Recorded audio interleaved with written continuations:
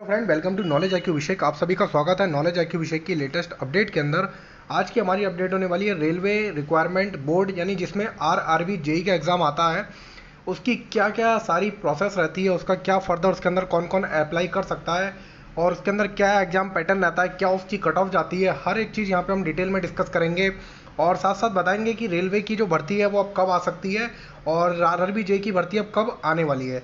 तो आइए वीडियो को स्टार्ट करते हैं। मैं यहाँ 2018 का नोटिफिकेशन लेके आया हूँ, क्योंकि जो भर्ती है आप लोग मान के चलिए हर 3 साल में रेलवे की भर्ती जो है नोटिफिकेशन के थ्रू 3 से 4 साल में आ जाती है। तो ऑलरेडी 2018 के अंदर अब जो है आपकी भर्ती हो चुकी है, मतलब उसका नोटिफिकेशन आउट हुआ है। तो यानी 2022 के लास्ट तक या 2023 के आपका स्टार्टिंग के 3-4 महीने के अंदर आपका नोटिफिकेशन आरआरबी जेई का आ जाना चाहिए। हमेशा रेलवे का ये अपना एक रूल रहा है। तो आइए हम देखते हैं कि अगर आप लोग आरआरबी जेई का फॉर्म भरेंगे तो क्या आपके पास वो क्वालिफिकेशन है, क्या आपके पास वो सारी चीज़ें हैं, परसेंटेज है कि आप इसको अप्लाई कर सकते हैं। तो आइए हम लोग एक बार नोटिफिकेशन को फटाफट अंदाज में देखेंगे। तो यहाँ पर देखिए आरआरबी जेई आपका ये तो सब दिया है कब आपका फॉर्म भरा जाता है, ये चीज़ आपकी क्लियर रहती है। इसमें आप लोग को ज़्यादा डाउट की बात नहीं है। इंपॉर्टेंट पॉइंट्स को हम कवर करेंगे सारी वीडियो में ताकि आप लोग को एक आइडिया लगे। देखिए आरआरबी जेई के अंदर आपका सबसे पहले तो मेडिकल स्टैंडर्ड आप लोग को मतलब इसके अंदर मेडिकल स्टैंडर्ड A1 कैटेगरी का नहीं रहता है। जैसे A1 और A2 कैटेगरी का जो स्टैंडर्ड रहता है वो लोको पायलट में रहता है। जैसे कोई असिस्टेंट लोको पायलट की भर्ती होती है उसमें A1 कैटेगरी का 6/6 आइज़ मांगी जाती है।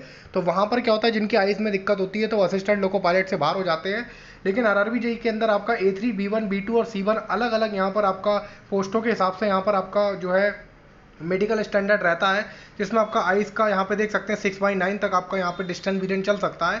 तो इसी तरीके से अलग अलग यहाँ पे मेडिकल कैटेगरी रहती हैं।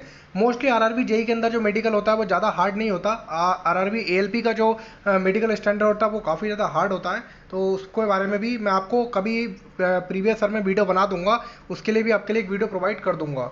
आगे देखते हैं आपका नेशनल, यहाँ पर तो सारा इंपॉर्टेंट रहता ही है।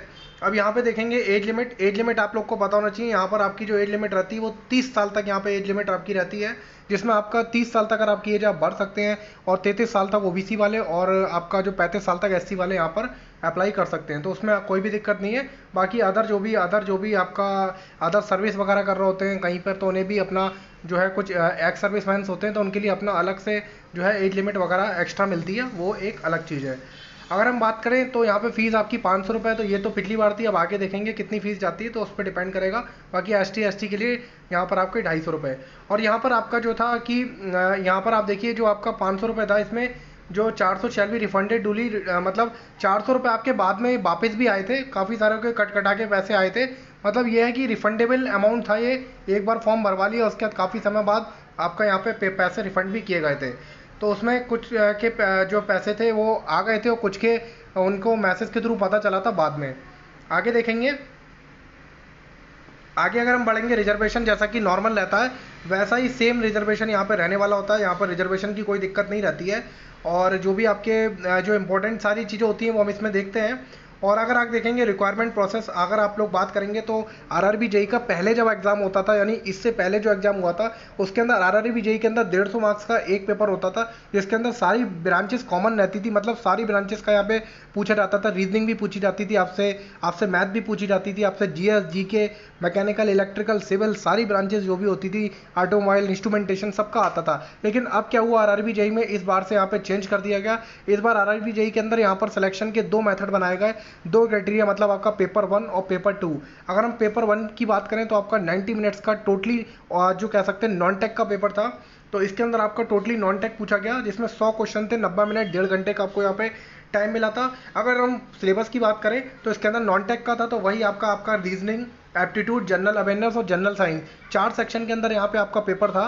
मतलब मैथ, साइंस, जनरल अवेयरनेस और रीजनिंग, इस तरीके से आपका यहाँ पर आपका जो था देख सकते हैं आप लोग यहाँ पे जो था। और उसके बाद आपका अगला जो आएगा, मतलब जो पेपर 1 को क्वालिफाइड करा जिसने, उसके बाद इन्होंने 15 गुना के आसपास यहाँ पे कैंडिडेट को पेपर 2 के लिए क्वालिफाइड किया। और उसके बाद यहाँ पर आपका पेपर 2 हुआ। पेपर 2 आपका 150 मार्क्स का है, उसके बारे में हम आगे देखेंगे। तो देखिए यहाँ पर आपका फिर आपका पेपर 1 जब क्वालिफाइड हुआ, 15 गुना स्टूडेंट एक सीट पे 15 गुना ज़्यादा लिए। उसके बाद अलग अलग यहाँ पे हर कैटेगरी का यहाँ पे बनाया गया। उसका सेकंड स्टेज में आपका 150 मार्क्स का यहाँ पे आपका जो था कह सकते हैं क्वेश्चन थे, और उसके लिए आपको 2 घंटे का टाइम मिला। और यहाँ पर आप देखेंगे तो इसमें जो सिलेबस था, यहाँ पे आप लोग देखिए, इसमें सिलेबस में आपका इसमें है general awareness, physical chemistry, physics and chemistry, basic computer application, basic environment और टेक्निकल। यानी ऊपर के 4 टॉपिक से आपका 50 क्वेश्चन और नीचे आपके जो टेक्निकल है उससे आपका टोटल 100 क्वेश्चन। यानी आप यहाँ पे देख सकते हैं जीके आपकी यहाँ पे 15, फिजिक्स केमिस्ट्री यहाँ पे 15, बेसिक कंप्यूटर 10 और एनवायरनमेंट 10। यानी इस तरीके से टोटल मिला लेंगे 50 नंबर आपका नॉन टेक का और आपका 100 मार्क्स यहाँ पे टेक्निकल का पेपर यहाँ पे पूछा गया।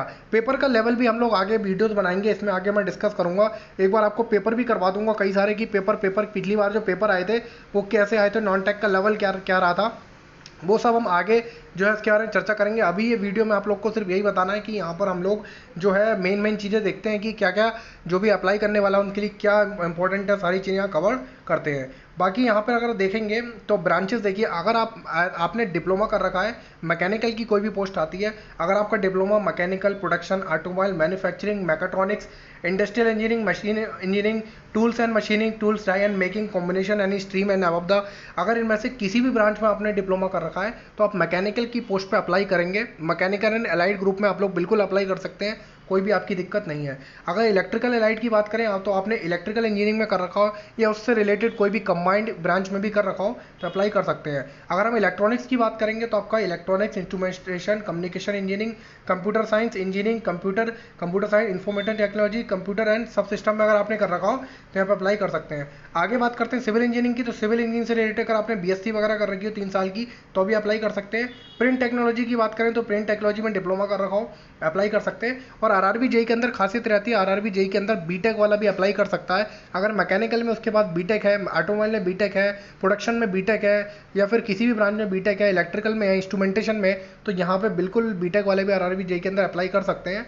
और यहाँ देखेंगे सीएमए ग्रुप जो होता है, जो आपका सीएमए की पोस्ट आई थी उसमें फिजिक्स, केमिस्ट्री और बीएससी वाले अप्लाई कर सकते थे। और एजुकेशन क्वालिफिकेशन यहाँ पे बीटेक भी, यहाँ पे कोई ऐसा नहीं है कि सारी ब्रांचेस में बीटेक यहाँ पे एलिजिबल है, तो इसमें बीटेक वालों के लिए भी सारी ब्रांचेस में यहाँ पे पेपर कराया जाता है। अब यहाँ पे देखिए मैंने बताया आपको 1/15 के रेशियो में यहाँ पर आपका शॉर्टलिस्ट किया गया था लास्ट ईयर, और शॉर्टलिस्ट करने के बाद यहाँ पर जो है उसके बाद आपका पेपर 2 कराया गया। पेपर 2 कराने के बाद अलग अलग देखिए यहाँ पर क्या खासियत रहती है, आपसे पहले ही प्रेफरेंस जो है भरवा लिया जाता है।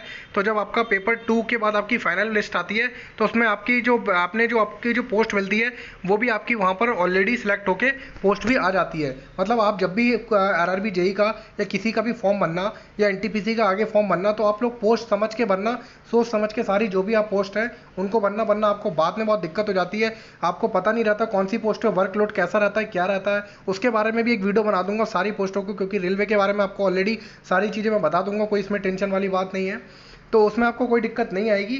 आगे बात करेंगे calculation of the normalise marks, उसके बाद नॉर्मलाइज मार्क्स हुए थे आपका, वो तो हर पेपर के अंदर आपका होते ही हैं। और नॉर्मलाइज मार्क्स होने के बाद आगे बढ़ते हैं, हम इंपॉर्टेंट पॉइंट सारे कवर करते हैं। बाकी आपका अकाउंट जो भी है इसमें वो तो आपका पेमेंट वगैरह आपका रिफंड के लिए आपका इसमें उन्होंने रिफंड भी बाद में आया था पेमेंट का 400 रुपीज़, उसके बाद आपका हॉल टिकट जनरेट हो जाएगा। अब यहाँ पे देखते हैं कुछ इंपॉर्टेंट पॉइंट, जैसे कि आपके अलग अलग जोन, अब आरआरबी जेई में भी क्या है आपका कंबाइंड अलग अलग जोन्स का निकलता है। आप जिस जोन से भी अप्लाई करेंगे उस जोन की उतनी सीटों पर आप लोग फाइट कर सकते हैं। ऐसा नहीं है कि सारी सीटों पर फाइट करेंगे। अगर इलाहाबाद में 15 सीटें है तो 15 के हिसाब से 225 कैंडिडेट को बुलाया जाएगा, तो इस हिसाब से ये भी बैरी करता है। अलग अलग जोन की कट ऑफ अलग अलग रहती है, कई जोन की कट ऑफ बहुत हाई रहती है, कई जोन की कट ऑफ कम रहती है। जैसे कि आरआरबी अजमेर की कट ऑफ आरआरबी जेई के अंदर काफ़ी थी, इलाहाबाद की कट ऑफ भी अच्छी खासी गई थी। कुछ आरआरबी जोन्स ऐसे थे इनकी कट ऑफ कम गई थी, जैसे कि आपका जम्मू की कट ऑफ में थोड़ा बहुत वेरिएंस देखने को मिला था। आपकी अलग अलग जगह, कोलकाता की मैकेनिकल की कट ऑफ भी नॉर्मल थी, लेकिन कई जगह की कट ऑफ काफ़ी ज़्यादा हाई थी, जिसमें जो है कैंडिडेट को नुकसान हो गया था। अगर वो दूसरे जोन से बढ़ते तो उनका वहाँ पे हो जाता। बाकी ये बाय द लक होता है, हो सकता है वो लोग वहाँ से बढ़ते तो वहाँ की भी कट ऑफ ज़्यादा जाती, तो ये तो अपना लक के ऊपर डिपेंड करता। तो अलग अलग 17 जोन के अंदर यहाँ पे नोटिफिकेशन निकलता है। उसके बाद देखिए अपना अलग अलग नोटिफिकेशन निकलने के बाद यहाँ पर आपका किसी भी जोन से आप लोग अप्लाई करते हैं। अब उसके बाद आपके सर्टिफिकेट वगैरह यहाँ पर आप लोग जो भी कास्ट के आप लोग किसी भी कास्ट में आते हैं उससे रिलेटेड आप अपना सर्टिफिकेट वगैरह पूरा रेडी करके पहले से रखें, ताकि बाद में आप लोग को कोई भी दिक्कत ना हो फॉर्म अप्लाई करते टाइम। और जो भी आपका यहाँ पर पूरा देखिए सारे सर्टिफिकेट भी आपको मिलेंगे, वो तो जब फॉर्म आएगा आपको पता चलेगा। अगर हम बात करते हैं यहाँ पर सिलेबस की, तो यहाँ पे देखिए पहले से ही सिलेबस आपका पूरा यहाँ पे मेंशन कर दिया गया था। जो भी जेई मतलब आपका मतलब कह सकते हैं सिविल या उनकी ब्रांच का सिलेबस था, तो यहाँ पे देखिए आरआरबी जेई ने पूरा सिलेबस यहाँ पे एक एक टॉपिक का यहाँ पे सीरियल वाइज करके यहाँ पे देखिए पूरा सिलेबस भी दे दिया था। तो जब भी आप लोग तैयारी करेंगे तो उसका सिलेबस हम लोग डिटेल में डिस्कस करेंगे हर ब्रांच का। और अभी तो मेरा मेन मकसद है कि आप लोग को एक आइडिया देना। इस तरीके से अगर हम इलेक्ट्रिकल अलाइड की बात करेंगे तो यहाँ पर देखिए इलेक्ट्रिकल का पूरा सिलेबस आपको यहाँ पर दिया था। इस तरीके से मैकेनिकल का, इलेक्ट्रॉनिक का यहाँ पे देखिए सारा, मैकेनिकल का भी कौन कौन से सब्जेक्ट से है तो सारा सिलेबस ऑलरेडी दे रखा था ताकि आपको दिक्कत ना हो। और यहाँ पर जो सिलेबस रहता है वो ऐसे कुछ टॉपिक रहते हैं जो आप ऑलरेडी जेई के एग्जाम में नहीं पढ़ते हैं। वो भी आपको बताऊंगा कि कैसे कैसे ऐसे टॉपिक्स हैं जो हर ब्रांच के अंदर जो मोस्टली नहीं पूछे जाते लेकिन फिर भी यहाँ पर पूछे जाते हैं। उनके बारे में भी आगे कभी डिस्कस करेंगे हम लोग जब इसकी वैकेंसी से रिलेटेड आने वाली होगी। मेरा मानना है कि एक साल के अंदर आप लोग को नोटिफिकेशन 100% इसका मिलने वाला है। तो अभी से तैयारी करिए क्योंकि फिर फटाफट फटाफट सारी प्रोसेस हो जाती है, फिर आप लोग को टाइम नहीं मिलता है। इसमें नॉन टेक पे थोड़ा सा ज़्यादा ध्यान देके चलें क्योंकि पहला पेपर नॉन टेक है। लास्ट ईयर यही हुआ था कि टेक्निकल के स्टूडेंट थे, नॉन टेक वीक रहता है, तो नॉन टेक वाले जो स्टूडेंट अच्छे से तैयारी कर रहे थे उनका हो गया और टेक्निकल वालों का नहीं हुआ। तो इसकी वजह से बहुत बड़ा धरना प्रदर्शन भी हुआ था उससे 2 साल पहले। तो उसके बारे में भी कभी डिटेल में चर्चा करेंगे कि उसकी कारण क्या रहा था। तो वो गलती अब ना हो, जो आगे जो फॉर्म भर रहे हैं उनसे ये गलती ना हो, जो पीछे स्टूडेंट उन्होंने गलती कर दी थी। तो इस चीज़ का आप लोग ध्यान रखिए। अब देखिए जो भी पोस्ट आप सेलेक्ट करते हैं तो उसका मेडिकल स्टैंडर्ड एक बार देख लीजिएगा कि उस कैटेगरी में आपका मेडिकल स्टैंडर्ड, आप पोस्ट का जो आप लोग भरते हैं अपनी पोस्ट में, उस चीज़ को आप लोग ध्यान से देखिएगा कि मैं इस पोस्ट के लिए भर रहा हूँ तो मेरा मेडिकल स्टैंडर्ड ठीक है नहीं है। यानी ये इसमें नहीं, आप हर पोस्ट में भी रेलवे में पहले से ध्यान रखें। तो पहले से आप लोग सबको ध्यान से पढ़ के एक एक पोस्ट को अप्लाई करें ताकि वैकेंसी जब भी आती है तो आपसे कोई भी गलती ना हो। और हमेशा जोन जो है, मेरा मानना यही है, जोन जो है वो कभी भी आप लोग ये सोच के ना दें कि उस जोन की कट ऑफ ज़्यादा गई थी। जोन हमेशा कोशिश करें आप लोग, जो भी है मेरा मानना यही है, मैं अपनी तरफ से ही कहता हूँ जोन हमेशा अपने घर के पास वाला ही लें। उसमें आपसे बहुत सारी दिक्कतें नहीं रहती हैं, आपको आने जाने में दिक्कत नहीं रहती, फिर आपकी जॉब भी पास में रहती है। वरना फिर बाद में आप लोग को ट्रांसफ़र के रूल के, रेलवे के ट्रांसफ़र के रूल भी बहुत मतलब थोड़े डिफरेंट है, वो भी कभी बताएंगे कि किस तरीके से ट्रांसफ़र हो सकता है। हर एक चीज़ मैं आपको बता दूंगा, लेकिन अभी मेन जो चीज़ है वो इसमें आपका इस वैकेंसी से रिलेटेड है। तो इस तरीके से यहाँ पे अलग अलग सीट सारी वहाँ पे देखिए पूरा नोटिफिकेशन में सीट्स यहाँ पे दे रखी थी। तो सारी सीट्स यहाँ पे दे रखी थी। इस प्रकार से पूरा नोटिफिकेशन यहाँ पे खत्म हो जाता है। और बाकी मैंने लगभग इसमें सारी इंपॉर्टेंट चीज़ यहाँ पे डिस्कस कर दी है आपके नोटिफिकेशन में। फिर भी कोई चीज़ छूट गई है, आप लोग को कोई डाउट लगता है कि आपको कुछ पूछना है तो आप नीचे कमेंट में पूछ सकते हैं। बाकी टेलीग्राम ग्रुप नॉलेज IQ अभी ज्वाइन कर सकते हैं, जिसका लिंक आपको वीडियो के डिस्क्रिप्शन में मिल जाएगा। वहाँ पे जो भी लेटेस्ट जॉब आती है या जॉब से रिलेटेड कोई भी अपडेट रहती है, सिलेबस रहता है, सिलेबस से रिलेटेड कोई अपडेट रहती है, वहाँ पे आपको बहुत जल्दी, वहाँ पे आपको वो चीज़ हमेशा पल पल पे आपको अपडेट मिलती रहेगी। तो आप वहाँ ज्वाइन कर लीजिए, उसका लिंक मैं आपको दे दूंगा नीचे, ताकि आपको आगे कोई भी जॉब आती है किसी प्राइवेट गवर्नमेंट कंपनी की तो वहाँ पे आप लोग आसानी से जुड़ सकें। आशा करता हूँ आप लोग को वीडियो अपडेट पसंद आई। वीडियो अपडेट पसंद आई, वीडियो को लाइक करें, शेयर करें, टेलीग्राम ज्वाइन करें। मैं अभिषेक आपके साथ नेक्स्ट वीडियो में फिर मिलता हूँ, तब तक के लिए थैंक यू सो मच।